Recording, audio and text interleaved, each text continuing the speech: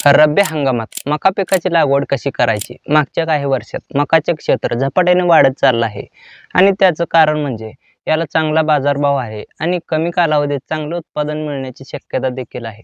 पण अनेक शेतकऱ्यांना हे दिसतंय की काही जण एकरी 40 ते 45 क्विंटल उत्पादन घेत असतात, तर काहींना फक्त 35-30 क्विंटल मिळतं. या फरकाचं कारण काय? तर हा फरक असतो योग्य नियोजनाचा, वेळेवर घातलेल्या काळजीचा आणि शस्त्रोत्र पद्धतीचा. आज आपण सुरुवातीपासून शेवटपर्यंत संपूर्ण माहिती घेणार आहोत, ज्यामुळे तुम्हाला नक्कीच चांगलं उत्पादन मिळू शकेल. कोणतंही पीक लागवड करताना सर्वात महत्त्वाचा मुद्दा म्हणजे योग्य वेळी लागवड करणे. मका हे एक असं पीक आहे ज्याला सुमारे 25 ते 35 अंश सेल्सिअस तापमान खूप चांगलं मानलं जातं. जर तुम्ही याहून जास्त तापमानात लागवड केली तर पिकाला ताण पडतो, पाण्याची गरज वाढते आणि परिणामी उत्पादन कमी होतं. रब्बी हंगामात आपल्याला ऑक्टोबरच्या मध्यापासून नोव्हेंबरच्या अखेरपर्यंत लागवड पूर्ण करायला हवी. काही शेतकऱ्यांचे प्रश्न असतात की डिसेंबर किंवा जानेवारीत मका लागवड करावी का? बघा, उशीर लावलेली मका म्हणजे समस्यांना आमंत्रण. कारण जेव्हा तुमच्या मक्याला तुरे येतील, जेव्हा पॉलिनेशन व्हायला हवं आणि दाणे भरायला हवेत, तेव्हा मार्च-एप्रिलचा महिना येतो आणि जास्त तापमान असतं. त्यामुळे दाणे नीट भरत नाहीत, कणसात रिकाम्या जागा राहतात आणि उत्पादन मोठी घट येते. आणखीन एक गोष्ट, उशिरा लागवडीत पाण्याची खूप मागणी वाढते कारण उन्हाळा असतो. तुम्हाला जास्त पाणी द्यावं लागेल आणि शेवटी फायदा कमी होईल.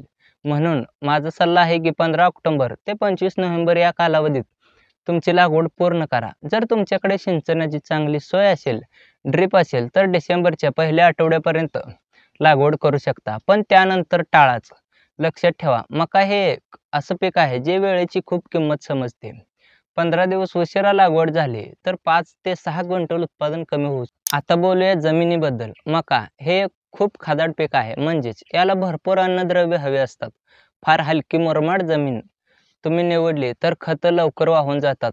अशी जमीन पाणी धरून ठेवत नाही आणि परिणामी पीक नीट वाढत नाही. त्यामुळे मध्यम ते भारी जमीन म्हणजेच काळी जमीन किंवा मध्यम काळी जमीन याची निवड करा. अशा जमिनीत पाणी चांगलं टिकतं, खत नीट उपलब्ध होतात आणि मकाच्या मुळांना चांगला आधार मिळतो. जर तुमच्या जमिनीत सेंद्रिय पदार्थांचं प्रमाण चांगलं असेल तर ते अधिक चांगलं.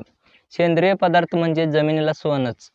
ते पाणी धरून ठेवतं, खतांची कार्यक्षमता वाढवतं आणि जमिनीत असणाऱ्या फायदेशीर जीवांना वाढीस मदत करतं. आता एक महत्त्वाची गोष्ट सांगतो. तुमची जमीन जर अगोदर मका किंवा ऊस यासारख्या जास्त पाणी घेणाऱ्या पिकांखाली होती, तर थोडं लक्ष द्या. अशा जमिनीला व्यवस्थित वापसा येऊ देऊनच मकाची लागवड करावी. असं का? तर अशा जमिनीत बियाणं लावलं तर अंकुर फुटत नाही, बुरशीचा प्रादुर्भाव होतो आणि उगवण खराब होते. जमिनीचा निचरा चांगला हवा. म्हणूनच जमिनीची निवड करताना या सर्व बाबींचा विचार देखील नक्की करा. तर बियाणं म्हणजे पिकाचा पाया. तुम्ही जी बियाणं निवडता त्यावर तुमचं अर्ध उत्पादन अवलंबून असतं. बाजारात आजकाल बऱ्याच कंपन्यांची बियाणं उपलब्ध आहेत आणि प्रत्येकाचे स्वतःचे फायदे आहेत. पण एक गोष्ट नक्की पहा, बियाणांच्या पिशवीवर काय लिहिलं आहे ते नीट वाचा. काही बियाणं असतात जे फक्त रब्बी हंगामासाठी शिफारस असतात, तर काही खरीप आणि रब्बी दोन्हीसाठी असतात. जर तुम्ही रब्बी हंगामासाठी स्पेशल शिफारसीत केलेली वाण घेतली तर तुम्हाला चांगलं उत्पादन मिळण्याची शक्यता जास्त असते. आता प्रचलित कंपन्यांच्या बियाण्यांबद्दल बोलूया. अडवंटाट सीड्स ही खूप जुनी आणि विश्वासार्ह कंपनी आहे. त्यांची 741, 751 आणि 759 ही वाण रब्बीत खूप चांगली काम करतात. या वाणांची खासियत म्हणजे यांचं कणीस मोठं आणि भरीव असतं, दाणे चांगले भरतात आणि रोग प्रतिकार शक्ती देखील चांगली असते. सिजंटा कंपनीचं 6802, 6608 आणि 7720 ही वाहनं पण खूप लोकप्रिय आहेत. पण या वाहनांमध्ये विशेष म्हणजे याची वाढ एकसमान असते. सर्व झाडे एकाच वेळी परिपक्व होतात, ज्यामुळे काढणी सोपी होते. हायटेक सीड्स ही कंपनी पण चांगली आहे. त्यांची 5101, 5106, 5202 आणि 5402 या वाहनांच्या शेतकऱ्यांना चांगला प्रतिसाद मिळतो. या वाहनांची खासियत म्हणजे यांचा तोरा बराच मजबूत असतो आणि कणीस देखील जड असतं.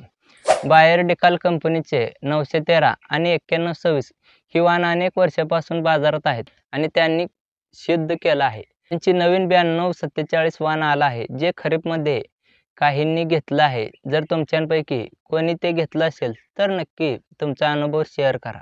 पायनियर कंपनीचे 3396 हा वाहन पण विचारात घेऊ शकता. याशिवाय आणखी बऱ्याच कंपन्या आहेत, जसं की सीपी सीड्स, यंगती, लक्ष्मी सीड्स, बायो सीड्स, कर्नल सीड्स आणि इतर या सर्वांची वाण वेगवेगळ्या भागात वेगवेगळी कामगिरी करतात. म्हणूनच तुमच्या भागातील जुन्या अनुभवी शेतकऱ्यांचा सल्ला घ्या. त्यांच्या मागच्या वर्षी कोणती पिशवी वापरली होती आणि कसा रिझल्ट आला होता हे विचारा. आणि स्वस्त बियाणं पाहून लगेच न घेता विश्वासार्ह डीलरकडूनच बियाणं घ्या. बियाणांचा दर्जा खूप महत्त्वाचा असतो. चांगल्या दर्जाचं बियाणं म्हणजे चांगली उगवण, एकसमान वाढ आणि शेवटी चांगले उत्पादन. आता येऊया लागवडीच्या पद्धतीवर. पारंपरिक पद्धतीने आपण 2 फूट रांगेत आणि 9 इंच झाडांमध्ये अंतर ठेवतो. ही पद्धत सोपी आहे आणि अनेक वर्षापासून वापरली जाते. पण आजकाल जोडओळ पद्धत खूप लोकप्रिय होत चालली आहे आणि याचं मुख्य कारण म्हणजे या पद्धतीत तुम्ही अधिक झाडं घेऊ शकता, जागा चांगली वापरता येते आणि विशेष म्हणजे ड्रिप सिंचनसाठी हे खूप सोयीचं आहे. जोडओळ पद्धतीमध्ये काय करायचं तर 3.5 फूट अंतरावर सरी पाडा. त्या सरीवर किंवा 2 सरींच्या मध्ये लॅटरल टाका. त्या लॅटरलच्या दोन्ही बाजूंनी 6 ते 7 इंच अंतरावर टोकन यंत्राच्या मदतीने बियाणं पेरा. अशा प्रकारे 2 ओळींमधलं अंतर साधारण 1 ते 1.25 फूट होईल आणि एका जोड ओळीपासून दुसऱ्या जोड ओळीपर्यंत 3 ते 3.5 फूट अंतर राहील. या पद्धतीचे काय फायदे तर पहिलं म्हणजे प्रत्येक झाडाला पुरेसा प्रकाश मिळतो, हवा चांगली खेळते ज्यामुळे रोगराईचा धोका कमी होतो. दुसरं म्हणजे ड्रिपमधून पाणी आणि खतं देताना दोन्ही ओळींना सारखं मिळतं. या पद्धतीत तुम्हाला एकरी साधारण 8 ते 9 किलो बियाणं लागेल. काही जण विचारतात की जास्त झाडं म्हणजे जास्त उत्पादन येतं का? बघा, एका मर्यादेपर्यंत हे खरं आहे, पण त्या पलीकडे झाडं जास्त केली तर एकमेकांशी स्पर्धा करतात, प्रकाश कमी पडतो, पोषक तत्व कमी पडतात आणि उलट उत्पादन कमी होतं. म्हणूनच योग्य अंतर ठेवणं खूप महत्त्वाचं आहे. टोकन यंत्र वापरा जर शक्य असेल तर, कारण यामुळे प्रत्येक जागी एकच बी पडतो, खोली एकसारखी राहते आणि उगवण उत्तम होते. लागवडीनंतर मकाच्या पिकाला योग्य मशागत देणं फार महत्त्वाचं आहे. पहिली कोळपणी तुम्ही 15 ते 20 दिवसांच्या दरम्यान करावी. यावेळी रोपं अजून लहान असतात, तण उगवलेलं असतं आणि जमीन थोडी घट्ट झालेली असते. कोळपणी केल्याने काय होतं तर तण निघून जातं, जमीन फुगते, हवा आत जाते आणि मुळांना वाढायला मदत होते. फक्त एक सावधगिरी घ्या, खूप खोल कोळपणी करू नका, कारण त्यामुळे मुळ्या कट होतात आणि कापल्या जातात. आता खत व्यवस्थापन बघू. खत व्यवस्थापन हा मकाच्या लागवडीतला सर्वात महत्त्वाचा भाग. मका हे पीक खूप खादाड आहे, म्हणजेच याला भरपूर अन्नद्रव्यांची गरज असते. मकाच्या कमी कालावधीमुळे खतांचं नियोजन करायला हवं. चुका झाल्या तर सुधारायला वेळ मिळत नाही. सुरुवातीला लागवडीच्या वेळी बेसळ डोस द्यायचा असतो. यामध्ये तुम्हाला फॉस्फरस आणि पोटॅश या दोन्ही पोषक तत्वांचं पूर्ण प्रमाण द्यायचं आहे, कारण मक्याला हे सुरुवातीला चांगलं खत मिळायला हवं. यासाठी तुमच्यासमोर 3 पर्याय आहेत. पहिला पर्याय म्हणजे DAP आणि 40 किलो पोटॅश घ्या.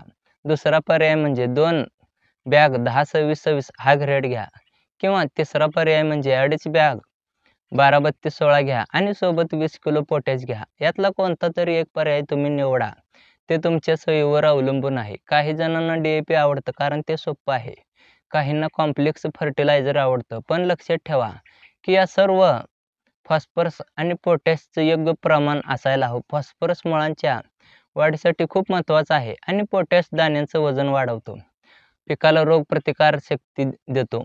आता येऊया नायट्रोजनवर. नायट्रोजन हे मकाला सगळ्यात जास्त लागतं आणि तुम्ही हे वेळोवेळी टप्प्याने द्यायचं आहे. तुम्ही म्हणाल टप्प्याटप्प्याने का? कारण जर तुम्ही सगळं एकदाच दिलं तर काही भाग वाहून जाईल, काही भाग हवेत उडेल आणि परिणामी पिकाला पाहिजे तसा रिझल्ट येणार नाही. म्हणूनच युरियाचं नियोजन असं करायचं.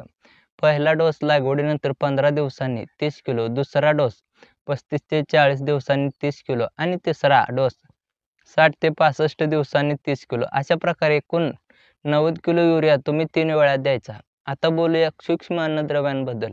हे थोड्या प्रमाणात लागत असलं तरी याशिवाय पिकाची वाढ होत नाही.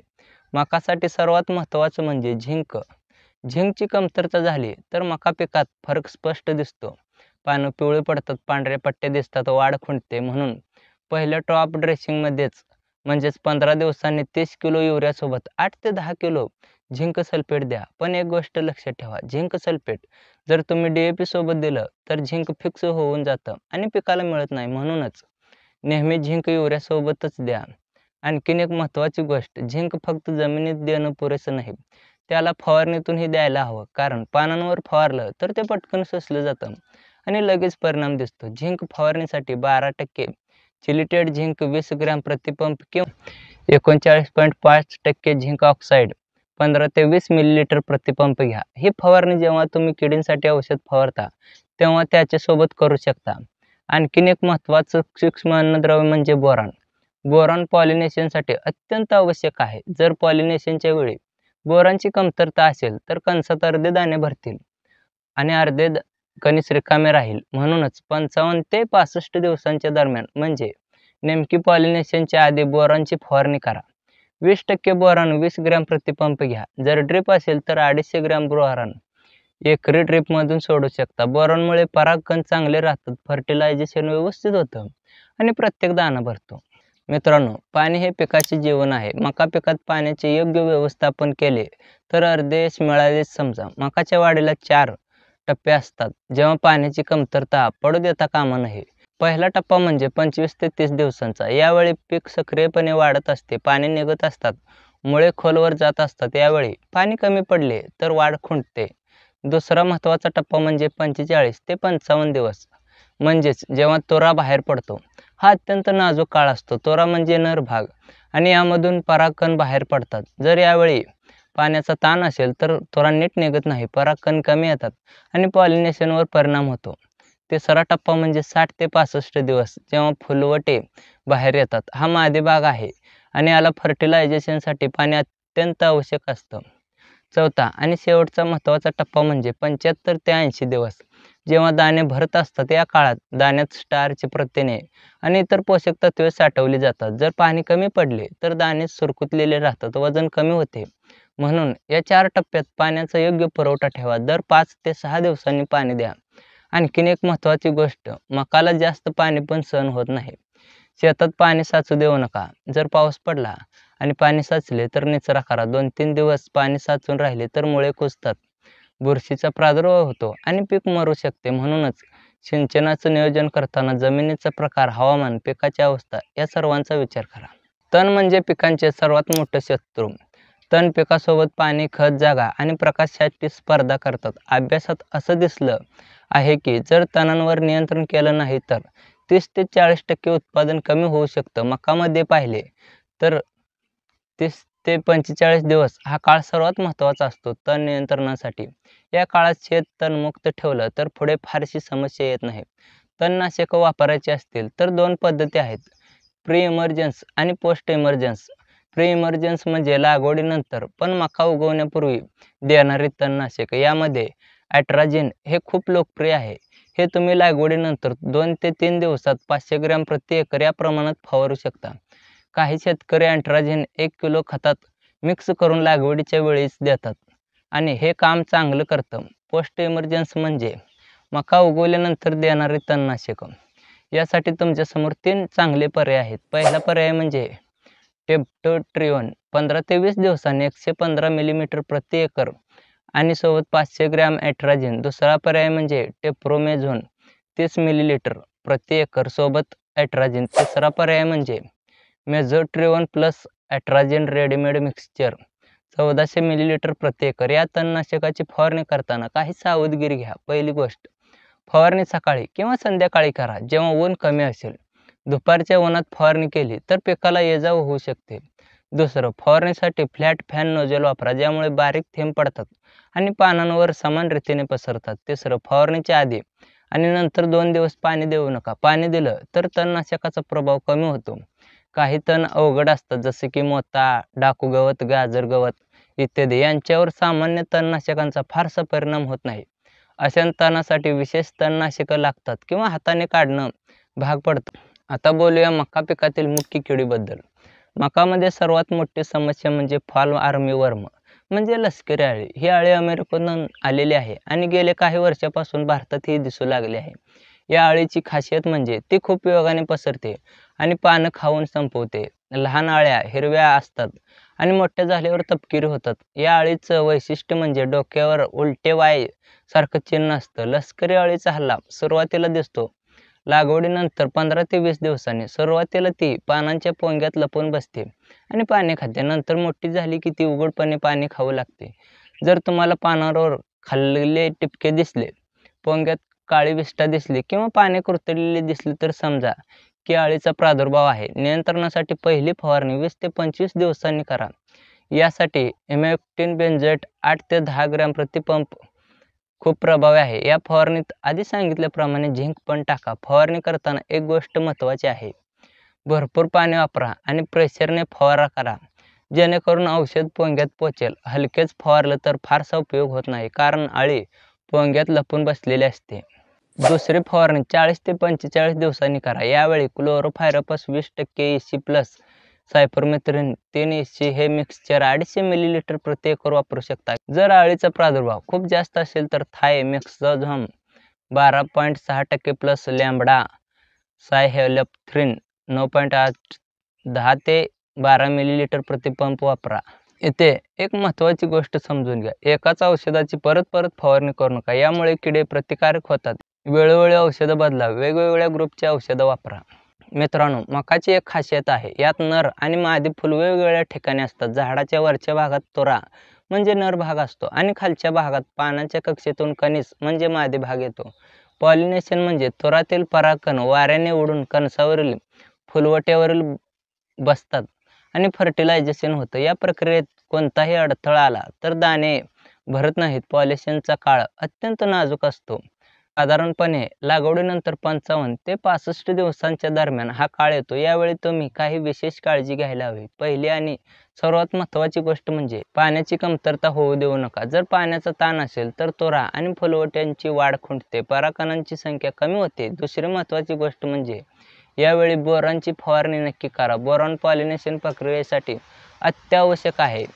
हे परागनलिकेच्या वाढीसाठी, फर्टिलायझेशनसाठी आणि बियाणांच्या निर्मितीसाठी गरजेचं आहे. 20% बोरॉन 20 ग्रॅम प्रति पंप किंवा 1% बोरिक ॲसिड 10 ग्रॅम प्रति लिटर फवारा. तिसरं, या काळात कीटकनाशकांची फवारणी टाळा, कारण त्यामुळे परागकण नष्ट होऊ शकतात. जर हा व्हिडिओ तुम्हाला उपयुक्त वाटला असेल तर लाईक करा, शेअर करा आणि चॅनलला सबस्क्राईब करायला विसरू नका. तुमचे प्रश्न, शंका, अनुभव कमेंटमध्ये नक्की लिहा. आपण पुन्हा भेटूया एका नवीन विषयासह. तोपर्यंत निरोगी राहा, आनंदी राहा आणि यशस्वी व्हा.